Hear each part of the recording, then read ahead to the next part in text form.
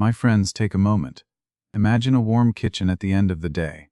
A pot is quiet for a second, and then it begins to sing. You hear soft bubbles. You smell onion, garlic, and something deep and golden in the air. Light from the window falls on a wooden table, and steam rises like a slow little cloud. Imagine a spoon moving through a thick sauce. Imagine rice waiting in a bowl. Imagine bread still warm from the pan. Imagine a family sitting down, hungry and happy, while the room fills with color, smell, and heart. Have you ever stopped to wonder about the word curry? Where did it come from? Why is it everywhere? How did it change as it traveled? Why do so many people use one small word for so many different dishes? Can you imagine one word trying to carry the taste of many places, many homes, and many hands? Here is the early twist, my friends. For most of its history, curry was not one single dish. It was not one fixed recipe. In many Indian kitchens, people did not even think first about curry as one thing. They thought about the meal, the sauce, the vegetables, the lentils, the spices, the season, and the home. Today we will travel across time and across places in simple, clear English. Our first stop is India. Long ago, in kitchens full of fire, clay, stone, and careful hands. Imagine the morning market. The ground is dusty. Baskets are full. You see onions, green leaves, roots, lentils, rice, and many kinds of spice. Some are bright yellow. Some are dark brown. Some are red like sunset. Some smell sweet. Some smell sharp. Some feel warm in the nose before they even touch the pan. People cook with what the land gives them. They also cook with memory. A mother shows a child how to heat oil, how to wait, how to listen. A spice can crackle. Seeds can jump. This first sound matters. It is the door opening for flavor. But there was a problem. Food had to do many jobs. It had to feed a family. It had to work with the weather. It had to fit the money people had. It had to use what was fresh that day. One simple pot could not answer every need. So people built meals in many ways. They cooked wet dishes and dry dishes. They made lentils soft and smooth. Lentils are small seeds that become tender when cooked. They fried spices in oil. They mixed yogurt, onion, ginger, and garlic.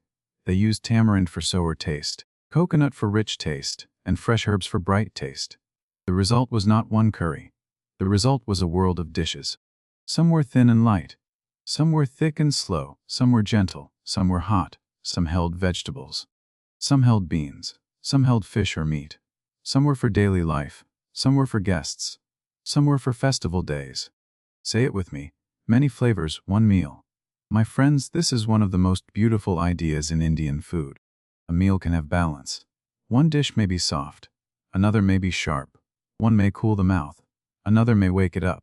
It is not only about heat. It is about change. It is about moving from one taste to another, and then back again. Now let us travel deeper into the kitchen. Imagine a flat stone on the floor. Spices are placed there and crushed by hand. The smell is alive. Imagine someone toasting seeds in a dry pan. Toasting means heating food without oil. To bring out more smell and taste, the color grows darker. The room grows warmer. A child stands nearby and watches carefully, because one moment too long can turn good flavor into bitter flavor. There is also another problem. Spice is powerful, but only if you know how to guide it. Too little, and the dish feels sleepy. Too much, and one taste may push away the others. So cooking becomes skill, memory, and feeling. It becomes something you learn not only with words, but with your nose, your eyes, and your hands. This is where heart enters the story. A cook learns when the onion is ready by color. A cook learns when the garlic is ready by smell. A cook learns when the sauce is ready by sound. The bubbles slow down. The oil rises a little. The spoon moves through the pot in a new way. The dish begins to feel complete. Repeat after me. The spices wake up. In simple words, spice is not there only to make food hot. It can make food warm, sweet, fresh, earthy, deep, bright, or smoky. Earthy means it feels close to the ground, rich and calm. This is why one Indian meal can feel like a small journey even before you leave the table. Our next stop is the question of the word itself. Many people around the world say curry very easily. They say chicken curry, vegetable curry, fish curry. The word sounds simple. But simple words often carry long stories. Some accounts describe the word as growing from South Indian language, and from words connected to sauce, or cooked dishes eaten with rice. As the word moved, It changed shape in the mouths of different people. Records suggest that outside visitors heard local words, tried to repeat them, and then carried their own version away. But there was a problem again. When people from outside India heard many dishes, they often wanted one easy label. One word is easy to pack in the mind. One word is easy to write down. One word is easy to carry home. Yet real food life is rarely that simple. So the word curry began to grow wider and wider. It became a basket word. A basket word is one word that holds many things inside it. Useful, yes. Exact, not always. Imagine a traveler tasting a dish in one town, and then another dish in another town. Both are rich with sauce. Both are eaten with rice or bread, but they are not the same. The spices change. The cooking fat changes. The main ingredient changes. The weather changes. The language changes. Even the meaning of comfort changes. And still the traveler says, "Ah, curry." Can you imagine that? One word, many kitchens. One word, many histories. One word trying very hard to be helpful, while also being a little too small. My friends, that is part of the wonder and part of the confusion. Now let us move to another chapter. How daily meals shape this famous idea. Imagine lunch in a busy home. Rice is ready, bread is stacked. A lentil dish waits in one bowl. A vegetable dish waits in another. There may be pickle on the side. Pickle here means fruits or vegetables preserved with salt, oil, and spice. There may be yogurt too cool and calm. Each small part matters. This meal teaches an important lesson. Indian food often works through company. One dish stands beside another. A sharp taste meets a soft taste. A rich spoonful meets plain rice. A hot bite meets cooling yogurt. The meal becomes a conversation. Try this phrase. Flavors live together. And perhaps that is why the story of curry is also a story of home. Not one home only, but many homes. Different homes, different pots, different hands, different memories. The famous word may sound big and public, but the real life of the food often stays close, quiet, and personal. So where does our road lead next? How did this wide, soft, strange word leave India and travel into the world? How did outside taste change it? And what happened when people tried to turn living kitchen knowledge into something they could bottle, sell, and serve far from its first home? Now let us travel from Indian kitchens to ports, ships, and faraway tables. Imagine the sea. The air smells of salt and rope. Wood creaks under your feet. Boxes, cloth, grain, and spices move from hand to hand. Traders talk. Sailors shout. The sun is high, and everything feels busy, bright, and a little uncertain. Imagine small bags of spice crossing water. Imagine notebooks with strange spellings. Imagine a cook in a new land trying to remember a taste from far away. Imagine a dinner table where people want something exciting, but also something they can understand. This is where the story changes direction. As Indian food met the outside world, the wide family of dishes inside India began to look different from far away. People who traveled, traded, or ruled often wanted names they could use easily. They wanted dishes that felt both new and safe. So some meals were changed to fit new habits, new kitchens, and new ideas about what was too much or just right. But there was a problem. Real flavor is hard to move without losing something. Fresh leaves do not always travel well. Local roots may not exist in another place. A spice that sings in one market may be hard to find in another. And even when the ingredients arrive, the hands are different. The fire is different. The water is different. The home is different. So people experimented. They blended spices ahead of time. They made sauce in simpler ways. They wrote recipes with clearer steps. They changed the heat level. Heat level means how spicy the food feels in the mouth. They used what was available. They shaped dishes to fit the new place. The result was important. Curry became easier to carry, easier to teach, and easier to sell. It also became more general. This was a turning point, my friends. The word moved farther from many specific dishes and closer to a global idea. Repeat after me. Food changes on the road. Imagine a cook far from India opening a box of spices. The smell is exciting, but the cook may not know the old rhythm. Which spice goes first? Which one should wait? How long should the onion cook? When does the sauce become ready? These are small questions, but they shape the whole dish. So another solution appeared. Curry powder. In simple words, curry powder is a mixed spice blend sold as one product. It can be useful. It can save time. It can help a beginner start cooking. But it is also not the same as the many fresh and changing spice mixtures used in Indian kitchens from day to day. Can you imagine putting all music into one song? Helpful maybe. Complete? Not really. That is the gentle joke in this story, my friends. Curry powder is a little like saying, here is all the weather in one cloud. It can still bring rain, but the sky is much larger. Still, curry powder mattered. It helped the word curry travel faster. It gave homes, restaurants, and shops in other lands a simple path into a complicated world of taste. It also changed how many people imagined Indian food. For some, curry became a yellow powder. For others, it became any warm dish with sauce and spice. Now let us stop in another kitchen, in another age. Imagine a busy city restaurant. Plates move quickly. Guests arrive with hunger and curiosity. They may know little about India, but they know they want flavor. The cook must balance many things. The dish must taste good. It must come fast. It must fit the ingredients at hand. It must please people who are new to the food. But there was a problem again. If a dish stayed too close to one local tradition, some new diners might not understand it. If it changed too much, it could lose its own voice. So restaurants adapted. Some kept strong spice and deep flavor. Some softened it. Some made the sauce thicker, smoother, richer, or sweeter. Some dishes became famous in places far from India, shaped by travel, business, and new local taste. This was the second turning point. Curry was no longer only a word travelers used. It became part of restaurant life, menu language, and everyday speech in many countries. It moved from the port to the street, from the notebook to the dinner plate, from the special to the familiar. Say it with me. From port to plate. My friends, this is also where listening becomes useful. When you hear curry, listen carefully. Do people mean an Indian dish? A restaurant style, a home recipe, a spice blend, a general sauce? One word can hide many meanings. Imagine two friends speaking. One says, I love curry. The other smiles and asks which kind. That small question opens a door. This story is not only about food. It is also about language. Words travel like people do. They carry memory. They lose detail.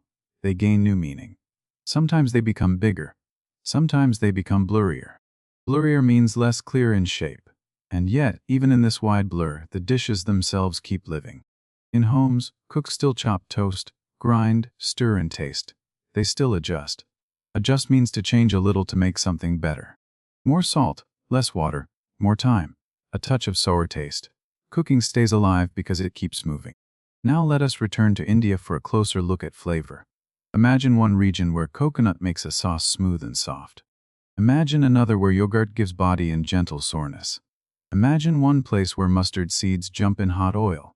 Imagine another where a lentil stew feels like comfort after rain. Imagine a fish dish near the sea, and a vegetable dish farther inland. The meals are linked, but they are not copies. This is important, my friends. Indian food uses many different flavors because India itself holds many landscapes, languages, climates, and food memories. A hot coast and a cooler inland town may cook in very different ways. A festive meal and a daily meal may tell different stories.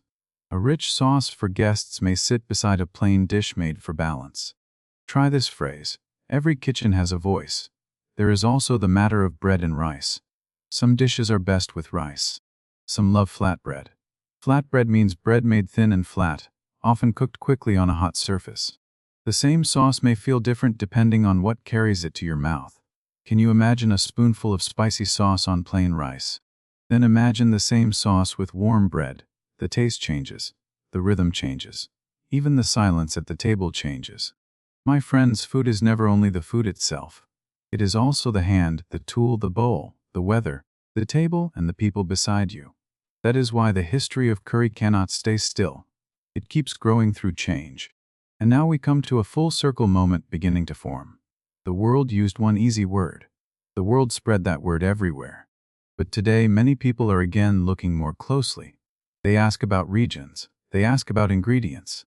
They ask about cooking methods. They ask about names beyond curry. In a way, the story is returning toward detail.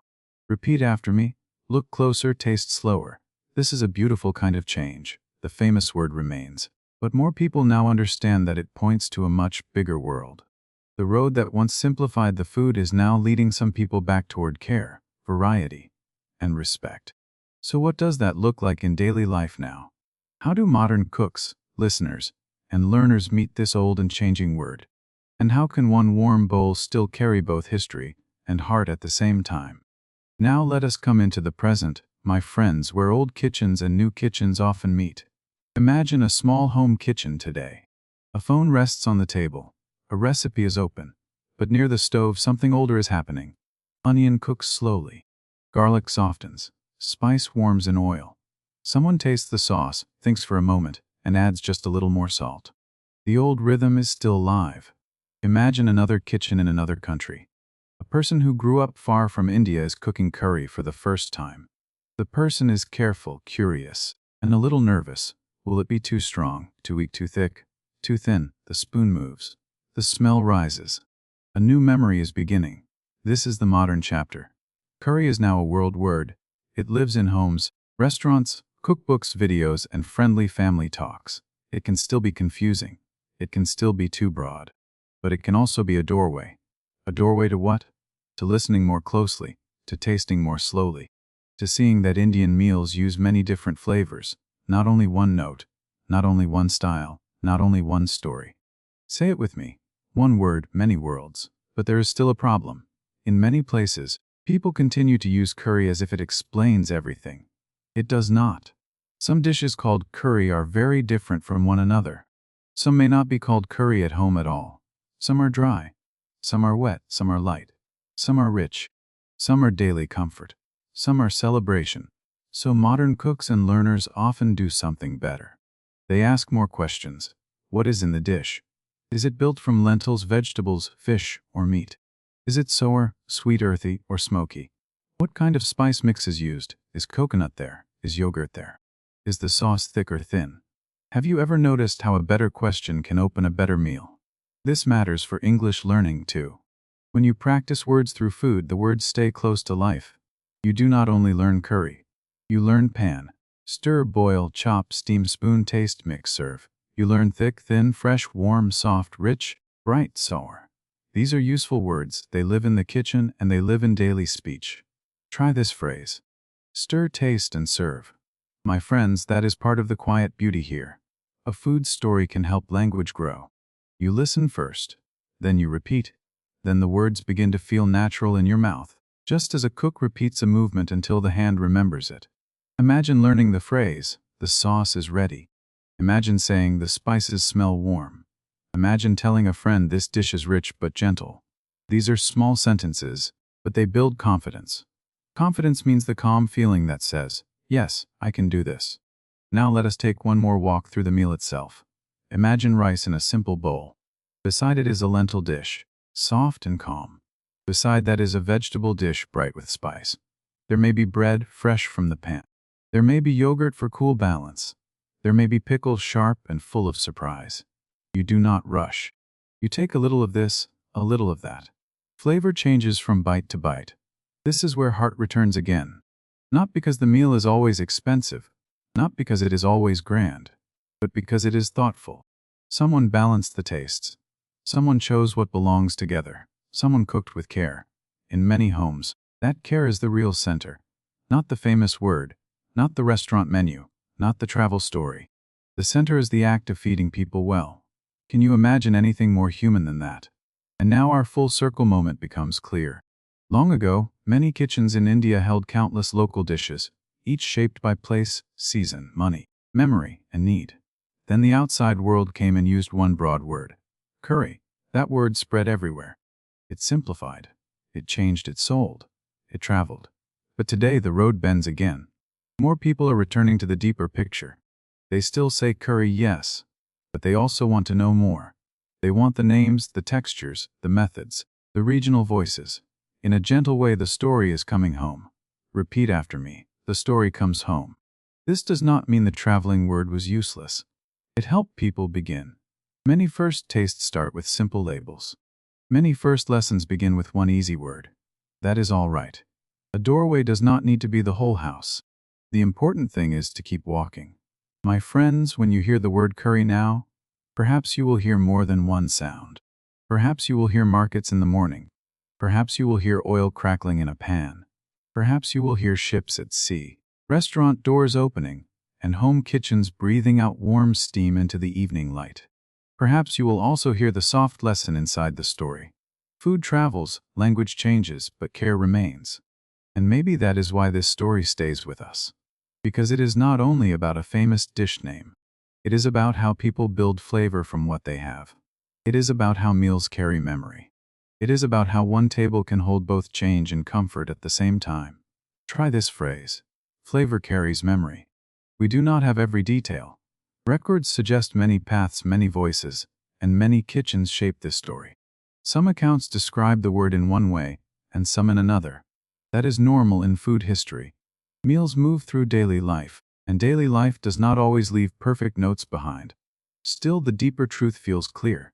Indian meals use many different flavors. The famous word curry became large because it touched many places. But the real magic often stays in the details. One spice added at the right moment, one spoonful tasted and changed, one meal shared with care. So the next time you see curry on a menu, take a moment.